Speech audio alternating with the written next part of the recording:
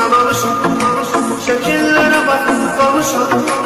Çok isteyirdi boğuşan, vermedi fırsat geceler.